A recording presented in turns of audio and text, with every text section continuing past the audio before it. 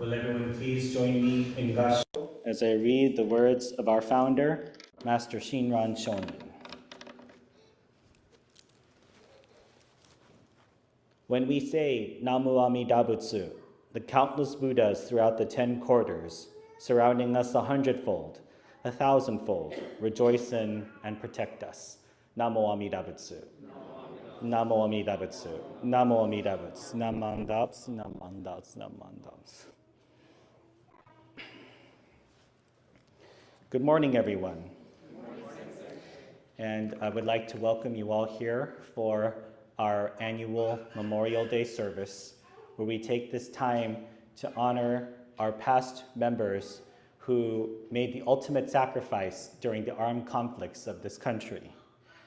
This could seem a little bit strange, as normally Buddhism, the religion of Buddhism, is associated with peace and harmony, as opposed to warfare and strife.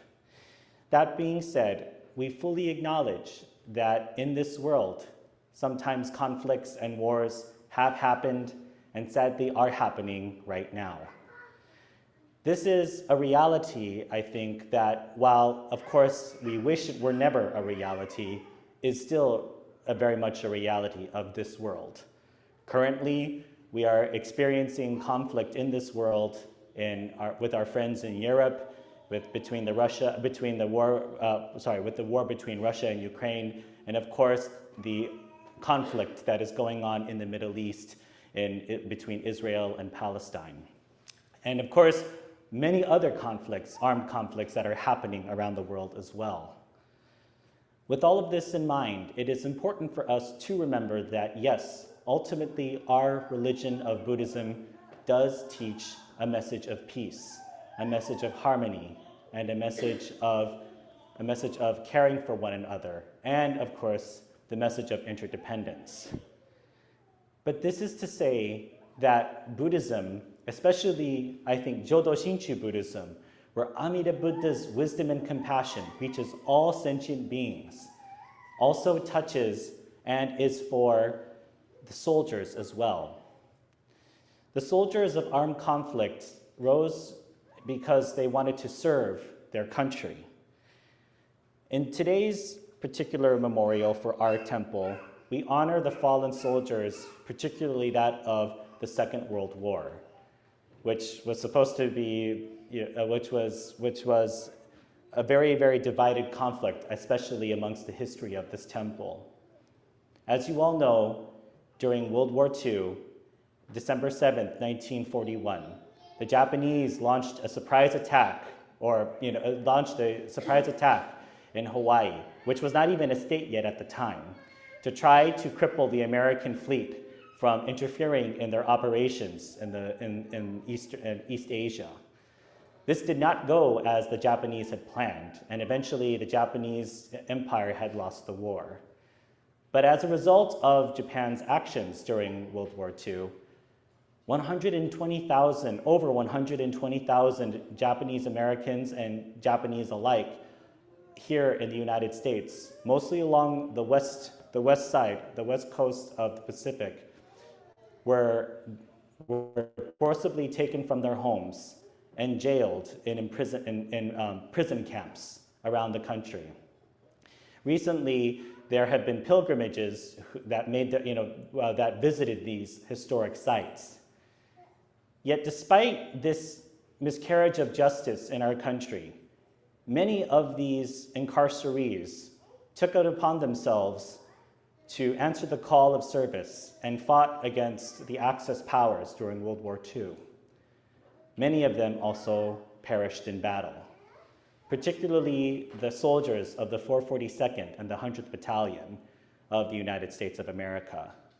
These soldiers fought valiantly to serve their country, and many of them also perished at that time. When being honored by the President of the United States, he had commented that there were so few soldiers, where were the rest of them? To which the soldiers responded, "This is the rest of us." For many of them were lost during the battle of the Lost Battalion, where they were sent to rescue Texas brigade that was stranded uphill. So these soldiers actually had to make this dangerous climb uphill to get this lost battalion out.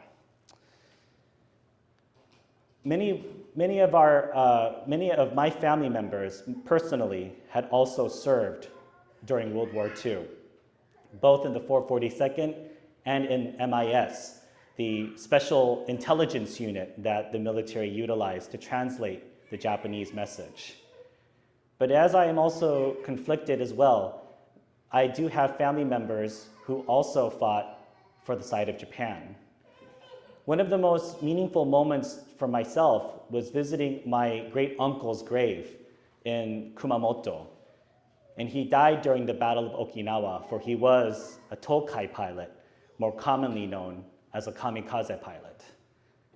So I myself am also born, or descended from sides of families who fought on opposite ends of the war. As Buddhists, we hope to never have to, we hope that the world can experience peace and harmony. No one in our country wants war to happen. No one in our country wants, wants armed conflict. No one in this country wants to experience the horrors of war. And yet, at the same time, we recognize this dichotomy that there could be a need for soldiers in order to protect us as well. Ultimately speaking, soldiers in this country, I think, many times are also left and forgotten. It pains my heart every time I see in this country a homeless veteran who is totally abandoned by their family, by their government, by their people. They've probably served in a conflict like Vietnam or Korea. Probably most of the Korean War veterans are now passed. And even in more recent conflicts like Iraq, we see the scars that war brings the soldiers when they come back home. And it breaks my heart every time when I see more and more soldiers being abandoned by their government, by their people, because of the scars that war had left them.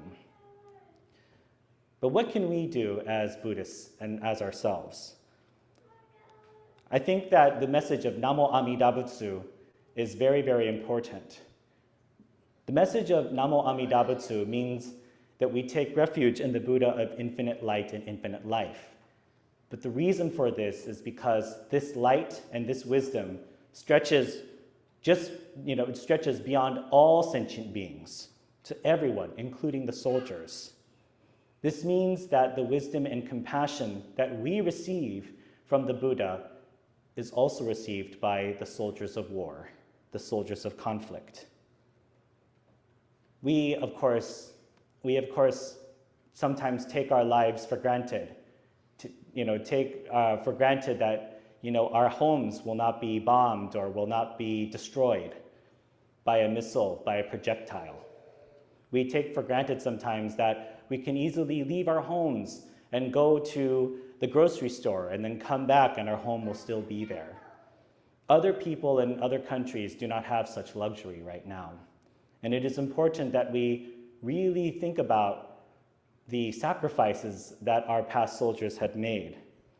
I like to think that the sacrifices and the soldiers who perished during previous wars did so in the grand hope that we would never have to experience that ourselves. I cannot speak for the soldiers or for the army, for I had never served in any branch of the military myself. But I would like to think that all branches of the military are there for us, but also hope ultimately for peace. They hope that they never have to use the weapons that they are trained to use. We hope that we never have to utilize armed force against people who we consider our enemies. Ultimately, though, it still becomes upon me to realize that my past ancestors who fought on both sides of the war did so in the service of their country. And of course, today we are allies with Japan, which was once our enemy. But I shudder, and I certainly hope that our two countries never go into armed conflict ever again. We never know the future. And this is not to put fear amongst us, but it is to remind us that peace should always be the first option, should always be the only option. Because if we constantly think about one-upping and beating the other side, then what did our past veterans die for? Why did they die? Was it so that we could improve our weapons, improve our military strengths and capabilities? Of course, technology improves, and so weapons inevitably do as well.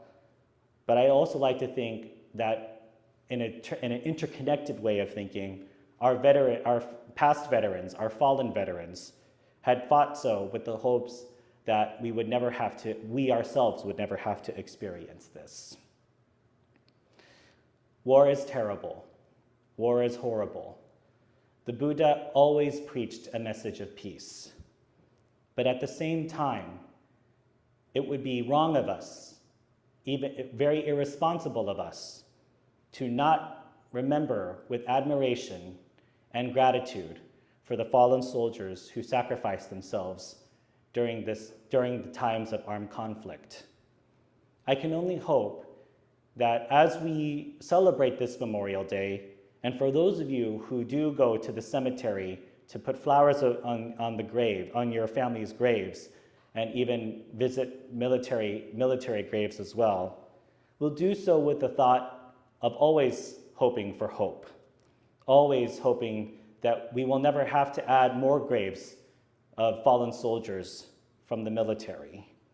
Yes, it is perhaps a reality that military and our armies, navies, Air Force, Marines must exist in order to provide security for this country. And we thank our veterans and our current soldiers for their service and their dedication and their sacrifice for our country. And at the end of the day, we also hope that they never have to go into combat, that they never have to use their force for military means.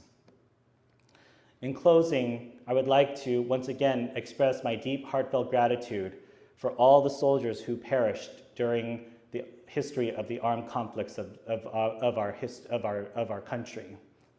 I would like to remember with great fondness the Japanese American soldiers who fought valiantly for their country during World War II, part of the 100th Battalion and the 442nd and the other armed units that the Japanese Americans fought for during this time.